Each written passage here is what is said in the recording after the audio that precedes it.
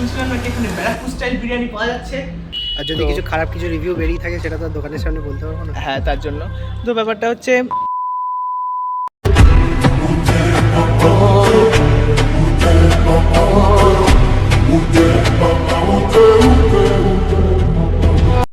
Hello guys, আজকে চলে এসেছি কোন্নগরে আহারে বিরিয়ানিতে ব্যারাকপুর স্টাইল বিরিয়ানি খেতে। না, এইভাবে হবে না। ফুড ব্লগিং করছি কি না, একটু ফুড ব্লগারদের স্টাইলেই বলতে হবে। গাইস, আজকে চলে এসেছি কোন্নগরে আহারে বিরিয়ানিতে। অনেকদিন ধরে শুনছিলাম নাকি এখানে ব্যারাকপুর স্টাইল বিরিয়ানি পাওয়া যাচ্ছে। তো চলো আজকে তোমাদের সায়ন্তন প্রাইস চলে এসেছে এখানে সত্যিকারের দেখার জন্য যে ব্যারাকপুর স্টাইল বিরিয়ানি কলাপাতা সার্ভ করে ব্যারাকপুরের মতোই খেতে লাগে কিনা। তো আজকে বন্ধু সাহেবকে নিয়ে চলে এসেছি। তো দেখা যাক কিরকম লাগে আজকে বিরিয়ানি, আর তোমাদের সাথে শেয়ার করবো ওটা। তো বলি এখানে আসবে কীভাবে? কোন্নগর স্টেশন থেকে আসলে ধারসা পেট্রোল পাম্পের যে কোনো টোটো ধরে চলে আসবে। আর যদি হিন্দমোটরের সাইড থেকে আসো তাহলে জিটিওর ধরে একদম চলে আসবে, মাঝেই পড়বে, একদম জিটিওটার ধারেই হচ্ছে আহারে বিরিয়ানি। তো চলো এবারে তোমাদেরকে দেখাই এনাতে ভেতরে রেস্টুরেন্টের অ্যাম্বিয়েন্সটা কীরকম।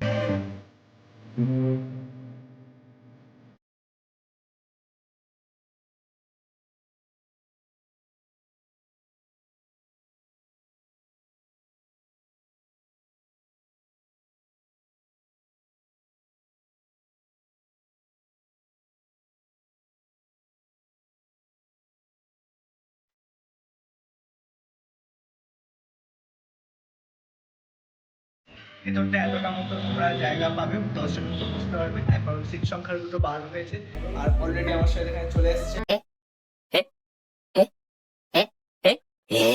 একদম যে সবসময় যায়।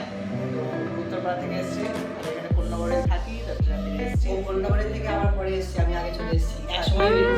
একসময় বেরোনো হলেও রাস্তাতে পাইপ বসছে, ঠিক আছে, জ্যাম আছে, তো তাই জন্য আমি একটু দেরিতে এসেছি। ঠিক আছে, খেয়ে রিভিউ দেবো। হ্যাঁ, তো দেখা যাক কীরকম এখানকার বিরিয়ানি আমাদের লাগে। ফার্স্ট টাইম ট্রাই করতে এসেছি, আর অনেক তো মানে নাম শুনলাম, তো এবার আমাদের কেমন লাগে সেটাই এবার দেখার। এমনি ভেতরে অ্যাম্বিয়েন্স খুব ভালো, তো চলো এবার দেখা যাক। তো আমরা যখন গিয়ে পৌঁছেছিলাম ততক্ষণে এদের একটা হাঁড়ি শেষ হয়ে গিয়েছিল। একটা হাঁড়ি শেষ হতে আমি যা দেখলাম 0.5 ঘন্টা থেকে 45 মিনিট টাইম লাগে এদের। তো প্রথমেই ঘি ঢেলে দেওয়া হলো। নতুন হাঁড়ি আসার সাথে সাথে ঘি ঢালার পরে এত সুন্দর একটা গন্ধ আসছিল কি বলবো। তো তারপরে আমি যা দেখলাম এদের এখানে চিকেন আর মাটনের পিসগুলো বেশ বড় বড়। এটা চিকেনের পিস, প্রায় 120 থেকে 130 গ্রাম হবে কি তার বেশি। তো অবশেষে আমাদের সামনে চলে এসেছে বিরিয়ানি, এবং আমরা সাথে একটা চিকেন চাপও নিয়েছিলাম।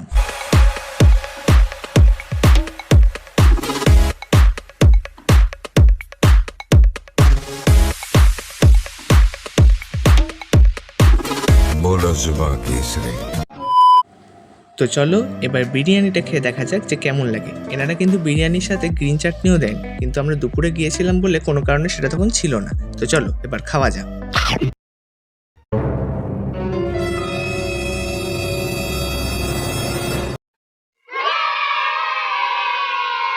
না, আশাটা সার্থক হয়েছে। টু বি অনেস্ট বলছি, একদম অন্যরকম স্বাদ ছিল।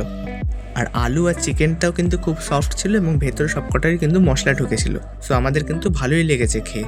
তো খাওয়া দাওয়া শেষ হলে আমরা এরপর সেখান থেকে বেরিয়ে পড়ি। এবার আমাদের কিছু কথা শুনে নাও। গাইস, আমরা জিটিওর থেকে ভেতর দিকে এসে ভিডিও করছি, কারণ ওখানে প্রচুর মানে জ্যাম ফ্যাম হয়ে যাচ্ছিল যাকে বলে, আর অনেক গাড়ি ঘোড়া আওয়াজ আসবে। আর যদি কিছু খারাপ কিছু রিভিউ বেরিয়ে থাকে সেটা তো দোকানের সামনে বলতে পারবো না। হ্যাঁ, তার জন্য তো ব্যাপারটা হচ্ছে সত্যি খুব ভালো ছিল, মানে আমার পক্ষ থেকে মানে ঠিক আছে। নিজস্ব একটা স্বাদ আছে, এখন ব্যারাকপুর স্টাইল কিনা আমি জানি না, কিন্তু ব্যারাকপুর যেমন এর নিজস্ব একটা ব্যাপার আছে, মানে এর টেস্টটা ইউনিক। তোর কেমন লেগেছে? ভালোই লেগেছে, বাট চিকেন চাপটা একটু বেটার হতে পারতো। চিকেন চাপটা একটু বেটার হতে পারতো। তো যাই হোক, সব কিছুরই ভালো খারাপ সবটা মিশিয়ে একটা জিনিস তৈরি হয়। তো আমরা মানে সত্যি কথা বলতে রাইসের কোয়ান্টিটি আমার জন্য ঠিক আছে, আর রাস্তায় লোক দেখতে দেখতে যাচ্ছে আমাদের। রাইসের কোয়ান্টিটি আমার জন্য ঠিক আছে। তোর জন্য রাইসের কোয়ান্টিটি কেমন ছিল? একটু কম ছিল। ওর জন্য একটু কম ছিল।